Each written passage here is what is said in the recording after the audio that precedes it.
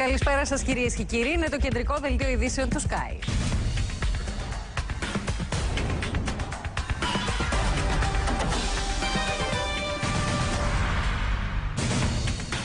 Σκληρό παζάρι στη Βάρνα για τις ευρωτουρκικές σχέσεις, οι απαιτήσεις της Τουρκίας και οι προσδοκίες της Ελλάδας για τους δύο στρατιωτικούς.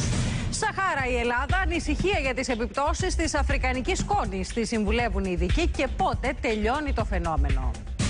Συναγερμό στη Βιωτία, αρρώστησαν ξαφνικά δεκάδες μαθητές στο γυμνάσιο Ακρέφνιου. Ποια σενάρια εξετάζουν οι υγειονομικές αρχές. Θρήνο στη Ρωσία, δεκάδες ενήλικες και παιδιά βρήκαν φρικτό θάνατο από πυρκαγιά σε εμπορικό κέντρο. Συγκλονίζουν οι μαρτυρίες.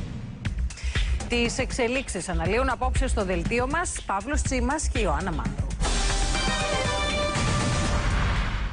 Κυρίες και κύριοι, η Αθήνα έχει απόψε στραμμένο το βλέμμα της στη Βάρνα. Ολοκληρώθηκε κυρίες και κύριοι το δελτίο μας. Μείνετε στον Sky συντονισμένοι. Αμέσως τώρα Survivor. Από όλους εμάς καλή σας νύχτα.